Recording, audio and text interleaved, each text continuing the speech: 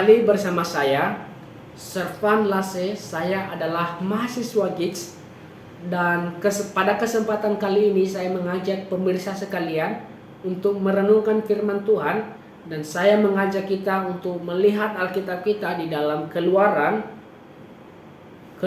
pasalnya yang ke-9. Kita baca Alkitab kita di dalam Keluaran pasalnya yang ke-9, ayatnya yang ke-27 sampai ayatnya yang ke-28. Saya berharap pemirsa sekalian membuka Alkitabnya dan kita membacakan ayat ini setelah itu hitungan yang ketiga.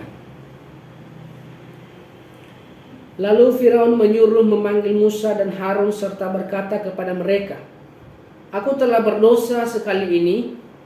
Tuhan itu yang benar, tetapi aku dan rakyatkulah yang bersalah. Berdoalah kepada Tuhan, guru yang sangat dahsyat, dan hujan es itu sudah cukup. Maka aku akan membiarkan kamu pergi, tidak usah kamu tinggal lebih lama lagi."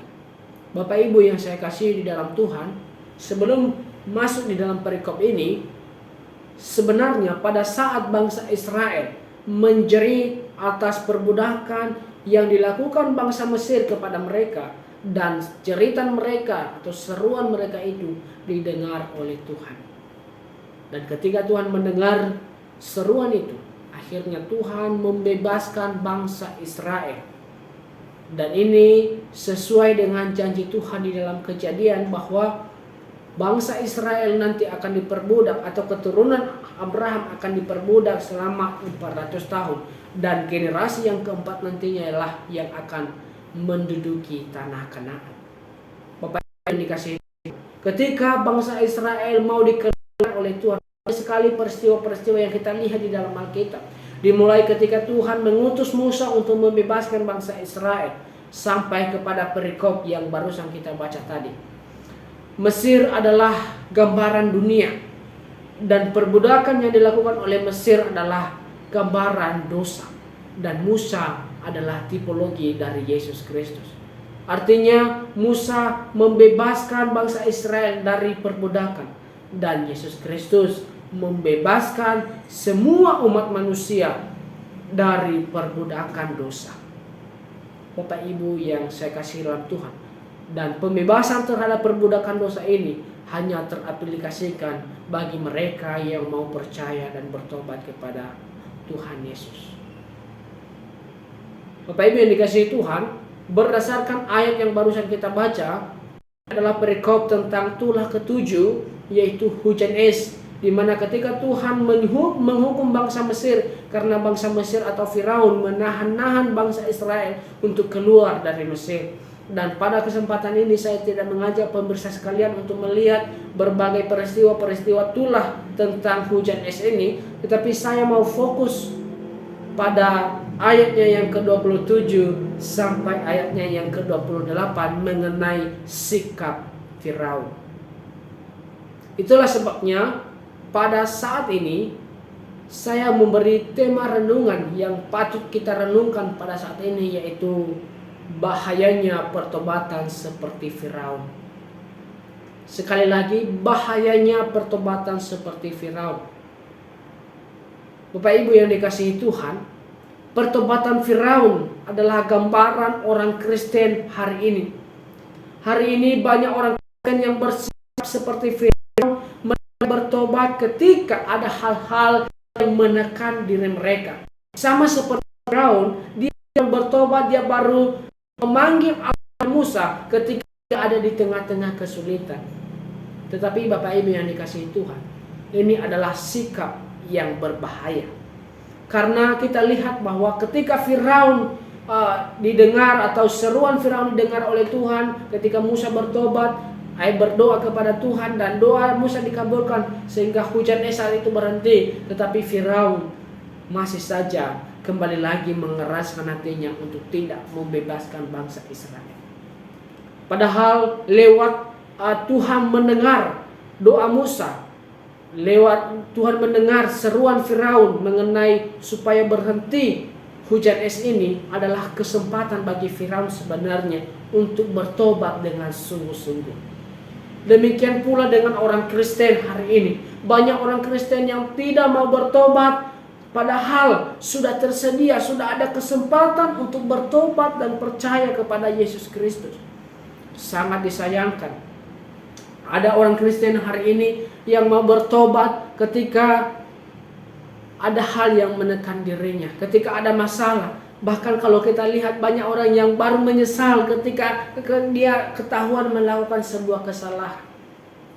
Oh Bapak Ibu yang dikasihi Tuhan, sepatutnya orang Kristen harus bertobat dengan sungguh-sungguh, supaya ketika kita melewati berbagai tantangan hidup, kita tidak mudah kembali ke kehidupan yang sebelum ketika kita percaya dan bertobat kepada Yesus Kristus. Bapak Ibu yang saya kasihi di dalam Tuhan kita Yesus Kristus, seharusnya orang Kristen bertobat bukan karena dia dalam keadaan terancam, tapi orang Kristen seharusnya bertobat karena dia menyadari bahwa dia adalah orang berdosa yang sepatutnya dihukum karena dosa-dosanya. Bapak Ibu yang dikasihi Tuhan, hari ini kita lihat banyak sekali orang Kristen yang hanya menyerukan pertobatan tetapi tidak menyerukan percaya Yesus. Mereka hanya bertobat tetapi tidak mengatakan bahwa harus juga percaya kepada Yesus. Bapak Ibu yang dikasihi Tuhan, Alkitab sudah memberitahukan kepada kita bahwa bertobat dan percaya itu ibarat koin yang terdiri dari dua sisi yang tidak bisa dipisahkan. Demikian pula dengan percaya dan bertobat. Dalam Markus pasal 1 ayat 15 digambarkan kepada kita bahwa percaya dan bertobat adalah satu paket. Itu adalah Injil yang sangat sederhana Bapak Ibu yang dikasihi Tuhan. Tidak boleh ditambah dan tidak boleh dikurangi. Tapi terbukti hari ini banyak orang Kristen yang tidak sungguh-sungguh beriman. Banyak orang Kristen yang tidak sungguh-sungguh juga bertobat Bapak Ibu yang dikasihi Tuhan. Dan itu sebenarnya mendatangkan bahaya atas hidupnya.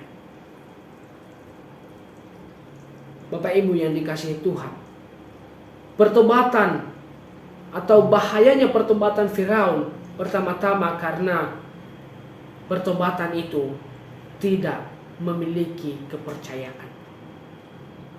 Firaun hanya bertobat sebatas mulutnya, tetapi dia tidak percaya kepada Allahnya bangsa Israel. Dia tidak percaya, dia tidak mengakui bahwa Allah Israel adalah Allah atau Yehova penyelamatan. Dia tidak mengakui hal demikian. Dia hanya bertobat. Dan itu adalah sikap yang berbahaya. Kenapa demikian itu terjadi? Karena dia bertobat tanpa memiliki pengertian yang benar. Jadi poin pertama tadi yaitu kenapa berbahayanya pertobatan yang seperti pertobatan Firaun ini. Karena pertobatan yang seperti Firaun ini adalah pertobatan yang tanpa percaya. Dan yang kedua, karena pertobatan seperti yang Firaun ini adalah pertobatan yang tanpa pengertian. Oh Bapak Ibu yang dikasihi Tuhan, orang Kristen dituntut untuk mengerti firman Tuhan. Kalau kita sudah mengerti firman Tuhan, maka kita tahu kenapa kita harus bertobat. Maka kita tahu mengapa kita harus percaya kepada Yesus Kristus kalau kita sudah memiliki pengertian, memiliki pengetahuan tentang firman Tuhan.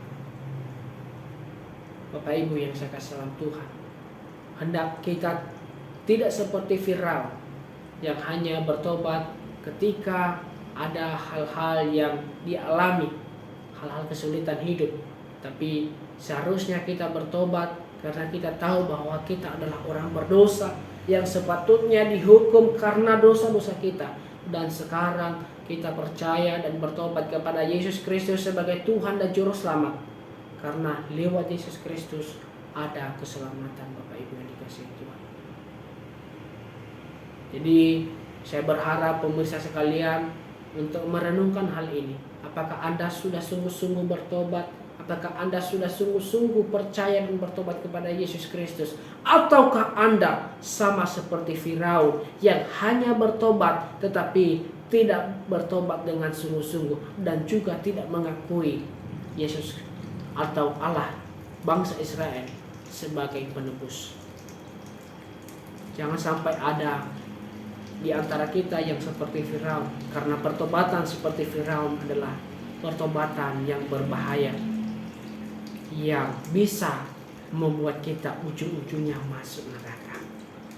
Karena tanpa percaya dan bertobat kepada Tuhan Yesus Kristus, kita akan binasa.